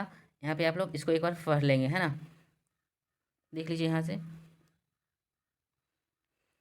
किसी परमाणु की सबसे बाहरी कक्षा में उपस्थित इलेक्ट्रॉनों की क्या कहते हैं, कनेक्टिविटी कहते हैं। इलेक्ट्रॉन का कहा जाता है किसी भी परमाणु के बाहरी कक्षा में 8 इलेक्ट्रॉन होते हैं। दूसरे शब्दों में हम कहें तो परमाणु के बाहरी कक्षा में इलेक्ट्रॉन के अष्टक बनाने के लिए जितनी संख्या में इलेक्ट्रॉन की साझेदारी या हस्तांतरण होता है वही क्या कहलाता है, आपका कनेक्टिविटी कहलाता है।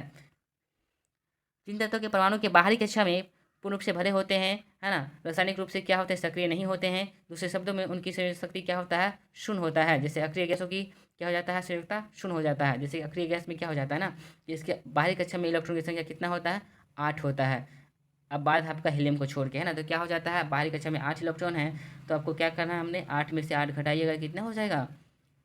जब भी क्या होता है 5 से ज़्यादा 4 से ज़्यादा है तो आपका बाहरी कक्षा में इलेक्ट्रॉन की संख्या तो घटाया जाता है किससे, 8 से, है ना। 8 से क्यों घटाया जाता है, तो आपको इसलिए घटाया जाता है कि कोई भी तत्व जो आपको अष्टक बनाना चाहता है ना, अष्टक को पूरा करना चाहता है, तो 8 में से घटाइएगा कितना हो जाएगा, 0 हो जाएगा। यही वजह है कि क्या है, यह अक्रिय गैस है ना। अब बातें यहाँ जाती हैं कि अक्रिय गैस कहते हैं किसे, है ना, तो अक्रिय गैस उसे कहते हैं जिसके बाह्यतम कक्षा में इलेक्ट्रॉनों की संख्या कितना होता है, 8 होता है। इसमें एक अपवाद है हीलियम, है ना, हीलियम की परमाणु संख्या कितना होता है, 2 होता है। इतनी बातें आपको ध्यान में आ गया होगा। अब देख लेते हैं अक्रिय गैसों की कुल संख्या कितना होता है, तो अक्रिय गैसों की कुल संख्या कितना होता है, 6 होता है। इसे आप याद रखेंगे कि अक्रिय गैसों की कुल संख्या कितना होता है, 6 होता है। उसमें पहला नाम आ जाता है हीलियम का,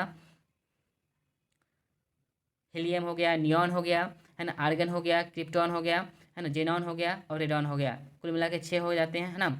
रेडॉन की परमाणु संख्या कितना होता है, 86 होता है। जेनॉन का कितना होता है, 54 होता है। क्रिप्टॉन का कितना होता है, परमाणु संख्या 36 होता है। आर्गन की परमाणु संख्या कितना होता है, 18 होता है। नियॉन की परमाणु संख्या कितना होता है, 10 होता है।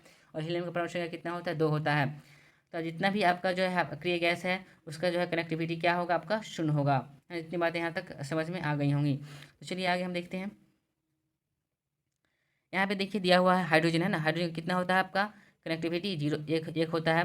देखिए हीलियम, हीलियम का कितना परमाणु संख्या होता है, परमाणु संख्या 2 होता है। इसका आपका कितना हो जाता है कनेक्टिविटी, इसका भी शून्य हो जाता है ना, क्योंकि अक्रिय गैस है। लिथियम में कितना होता है, लिथियम के बाहरी कक्षा में कितने इलेक्ट्रॉन होते हैं, बाहरी कक्षा में 1 इलेक्ट्रॉन होते हैं। इसका यही वजह है कि इसका संयोजकता कितना हो जाता है, 1 हो जाता है। हमने बताया है कि अगर 4 से, है ना, बाहरी कक्षा में अगर 4 से कम इलेक्ट्रॉन है तो उसकी संयोजकता क्या हो जाएगा, वही हो जाएगा। अगर 4 से ज़्यादा इलेक्ट्रॉन है बाहरी कक्षा में तो क्या करना है, 8 से घटा के लिख देना है ना, तो आपका वही आ जाएगा आंसर। जैसे यहाँ ब्रोन की अगर हम बात करें तो ब्रोन में कितना होता है, परमाणु संख्या कितना होता है, 5 होता है। बाहरी कक्षा में कितने इलेक्ट्रॉन है, देखिए बाहरी कक्षा में 3 इलेक्ट्रॉन है, तो इसका परमाणु संख्या कितना हो जाएगा, इसका संयोजी इलेक्ट्रॉन की संख्या कितना हो जाएगा, 3 हो जाएगा। सिंपल सी बात है। जैसे आप मैग्नीशियम की हम देख लेते हैं, मैग्नीशियम देख लीजिए यहाँ पे, इसकी बाहरी कक्षा में कितने इलेक्ट्रॉन, 2 इलेक्ट्रॉन है, तो इसकी संयुक्ता कितना हो जाएगा, 2 हो जाएगा। इसको सिर्फ आपको देख लेना, एक बार अच्छे से रीडिंग दे लेना है। परमाणु संख्या भी आपको 20 तक, कम से कम आपका 30 तक कम से कम याद होना चाहिए, है ना। यहाँ तक एक बार देख लेंगे इसको। आगे हम देख लेते हैं परमाणु संख्या के बारे में, देख लेते हैं परमाणु संख्या कहते किसे, है ना, एटॉमिक नंबर के बारे में। किसी तत्व के परमाणु की नाभिक में उपस्थित प्रोटॉन की संख्या उस तत्व की परमाणु संख्या कहलाती है। जितना भी नाभिक में प्रोटॉन रहता है वह आपका क्या कहलाता है, परमाणु संख्या कहलाता है। यह परमाणु क्रमांक कहलाती है, जिसे जेड, है ना, जेड लिखा गया है, सॉरी, यहाँ पे जेड से प्रदर्शित किया जाता है। किसी उदासीन परमाणु में प्रोटॉनों और इलेक्ट्रॉनों की संख्या बराबर होती है ना। जैसे कि हम बात करें, जैसे हाइड्रोजन के नाभिक में 1 प्रोटॉन होता है, यही वजह है इसका परमाणु संख्या कितना होता है, 1 होता है। यहाँ पे देख लेते हैं द्रव्यमान संख्या के बारे में। किसी परमाणु के नाभिक में उपस्थित प्रोटॉन तथा न्यूट्रॉन की संख्या का योग क्या कहलाता है, आपका द्रव्यमान संख्या कहलाता है ना। इसे ए से सूचित किया जाता है।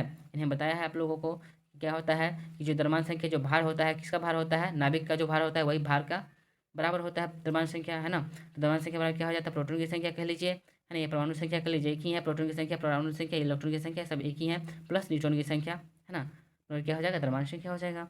जैसे कि यहाँ पे हम देख लेते हैं, जैसे कि यहाँ पे दिया हुआ द्रव्यमान संख्या कितना दिया हुआ है, 14 दिया हुआ है। परमाणु संख्या कितना दिया हुआ, 7 दिया हुआ है। तब से न्यूट्रॉन की संख्या पूछेगा तो क्या करना है आपको, जितना द्रव्यमान संख्या है उसमें से आपको क्या कर देना है, परमाणु संख्या को घटा देना है, तो वही आपका आंसर आ जाएगा, 7 हो जाएगा, है ना। जैसे कि हम क्लोरीन की बात करते हैं, है ना, परमाणु संख्या 17 है, इसका जो है द्रव्यमान संख्या 35.5 है ना। अगर इसका न्यूट्रॉन की संख्या अगर हम पूछते हैं तो कितना हो जाएगा, 35.5 में से आप 17 घटा दीजिएगा, जो आएगा वही आपका आंसर हो जाएगा, किसका, न्यूट्रॉन की संख्या निकल जाएगा, है ना। आगे हम देख लेते हैं समस्थानिक के बारे में। समस्थानिक कहते किसे हैं, है ना। देखिए इसका इंग्लिश नाम पूछ लिया जाता है तो इंग्लिश नाम आपको याद रखेंगे इसका, आइसोटॉप्स, है ना, आइसोटॉप्स यानी कि समस्थानिक। एक ही तत्व के ऐसे परमाणु जिसकी प्रोटॉन या इलेक्ट्रॉन की संख्या क्या होती है, समान होती हैं, परंतु न्यूट्रॉन की संख्या क्या होती है, भिन्न भिन्न होती हैं, क्या कहलाती हैं आपकी, समस्थानिक कहलाती हैं। या, है ना, ऐसे भी देख सकते हैं दूसरे शब्दों में, एक ही तत्व के परमाणु जिनकी क्या होती है, परमाणु संख्या समान होती है लेकिन क्या होती है, द्रव्यमान संख्या भिन्न होती है, क्या कहलाती है आपकी, समस्थानिक कहलाती हैं। जैसे कि यहाँ से क्वेश्चन जो आपका हाइड्रोजन का है ना, समस्थानिक के बारे में दिया हुआ, प्रोटियम है ना, ड्यूटेरियम है ना, फिर आपका टाइट्रियम, ये सब क्या है आपके तीन, जो आपका क्वेश्चन पूछ सकता है कि हाइड्रोजन के कितने समस्थानिक हैं। तो हाइड्रोजन कुल मिला के 3 समस्थानिक हैं, कौन कौन समस्थानिक हैं, प्रोटियम, ड्यूटेरियम और टाइटेरियम, ये आपका 3 समस्थानिक है, किसके, हाइड्रोजन के समस्थानिक हैं, है ना। इसमें क्या होता है, परमाणु संख्या क्या होता है, समान होता है लेकिन द्रव्यमान संख्या अलग अलग होता है। देखिए यहाँ पे द्रव्यमान संख्या क्या है आपका, 1 है, 2 है, 3 है ना, तो अलग अलग है द्रव्यमान संख्या। तो यहाँ पे क्वेश्चन पूछ लिया जाता है कि आपका, है ना, यहाँ पे 3 जो आपका इसका दिया रहेगा, एक इसमें इसका नहीं दिया रहेगा, है ना। क्वेश्चन पूछ लेगा कि इसमें कौन सा हाइड्रोजन का समस्थानिक नहीं है, तीनों का तीनों नाम आपको याद होना चाहिए। यहाँ पे देख लीजिए, जैसे कार्बन का समस्थानिक कौन कौन सा है आपका, है ना, कार्बन हो गया 12 और कार्बन 14 इसका समस्थानिक है। क्लोरीन की अगर हम बात करें, क्लोरीन का कितना हो जाता है, क्लोरीन का समस्थानिक कौन कौन है, क्लोरीन 35 और क्लोरीन 37 भी आपका समस्थानिक का ही उदाहरण है। इतनी बातें यहाँ से आ जाती हैं। आगे हम देख लेते हैं, इलेक्ट्रॉनों की संख्या समान होने के कारण समस्थानिक के रासायनिक गुण समान होते हैं, परंतु भौतिक गुण क्या होते हैं, अलग अलग होते हैं। क्वेश्चन ये बन सकता है यहाँ से, है ना, कि इलेक्ट्रॉनों की संख्या समान होने के कारण समस्थानिक के रासायनिक गुण क्या होते हैं, समान होते हैं, जबकि भौतिक गुण क्या होते हैं, अलग अलग होते हैं। अब देख लेते हैं समस्थानिक का उपयोग कहाँ कहाँ किया जाता है। तो समस्थानिक का उपयोग कहाँ पे किया जाता है, जैसे कि यूरेनियम कि एक समस्थानिक का उपयोग हम कहाँ पे करते हैं, परमाणु भट्टी के, है ना, ईंधन के रूप में करते हैं। कहाँ पे करते हैं, परमाणु भट्टी के ईंधन के रूप में किसका उपयोग किया जाता है, यूरेनियम के समस्थानिक का उपयोग किया जाता है। अब बातें ये आ जाती हैं, कैंसर के उपचार के लिए, है ना, इसका उपयोग किया जाता है, कोबाल्ट, कोबाल्ट के समस्थानिक का उपयोग किया जाता है। क्वेश्चन पूछ लेगा कि कोबाल्ट, है ना, कैंसर के उपचार के लिए किसके समस्थानिक का उपयोग किया जाता है, तो कोबाल्ट के समस्थानिक का उपयोग किया जाता है, किसके उपचार के लिए, कैंसर के उपचार के लिए। इतनी बातें यहाँ से आ जाती हैं। आगे हम देख लेते हैं, घेघा रोग में के इलाज में आयोडीन के समस्थानिक का उपयोग किया जाता है। अगर घेघा रोग हो जाता है ना, तो उसके मतलब ठीक करने के लिए किसके समस्थानिक का उपयोग किया जाता है, तो आयोडीन के समस्थानिक का उपयोग किया जाता है। अब हम देख लेते हैं संभारिक किसे कहते हैं, है ना। संभारिक का जो आपका इंग्लिश नाम होता है आइसोवार होता है ना। वार मतलब भार भी याद रख सकते हैं ना, बार से मतलब भार भी याद रख सकते हैं ताकि आपको याद रहेगा, आइसोवार, है ना, यानी कि आइसोवार होता है, जिसे क्या कहा जाता है, संभारिक कहा जाता है। भिन्न भिन्न तत्वों में, है ना, भिन्न भिन्न तत्वों में हुए परमाणु जिनके द्रव्यमान संख्या एवं समान होती है, द्रव्यमान संख्या क्या होती है, समान होती है, लेकिन परमाणु संख्या क्या होता है, भिन्न भिन्न होता है, उसे हम क्या कहते हैं, समभारित कहते हैं। यानी यह समस्थानिक का बिल्कुल विपरीत होता है। जैसे यहाँ पे देख लीजिए, द्रव्यमान संख्या समान होने के कारण संभारिक तत्वों के भौतिक गुण क्या होते हैं, समान होते हैं। द्रव्यमान संख्या समान होने के कारण, है ना, संभारिक के क्या होते हैं, भौतिक गुण क्या होते हैं, समान होते हैं, परंतु रासायनिक गुण क्या होते हैं, अलग अलग होते हैं। जैसे आयरन की हम बात कर लें, पोटेशियम की बात कर लें, कैल्शियम की बात कर लें, इनकी परमाणु संख्या क्या होता है ना, 40 ही होता है ना, समान होते हैं, लेकिन इनकी द्रव्यमान संख्या अलग अलग है, 18, 19, 20 है, लेकिन इनकी परमाणु संख्या क्या है, समान है। तो परमाणु संख्या क्या हो, समान रहे, है ना, द्रव्यमान संख्या, सॉरी गलत यहाँ पे हो गया, है ना, क्या है यहाँ पे, देखिए परमाणु संख्या क्या है, 18, 19, 20 है, जबकि क्या है, द्रव्यमान संख्या कितना है, 40 है ना। द्रव्यमान संख्या इसमें समान है सारे के सारे, है ना। तो इसमें क्या होता है, संभारिक में जिसकी द्रव्यमान संख्या समान रहे लेकिन परमाणु संख्या भिन्न भिन्न रहे, उसे हम क्या कहेंगे, संभारिक कहेंगे। अब हम देख लेते हैं समन्यूट्रॉनिक के बारे में।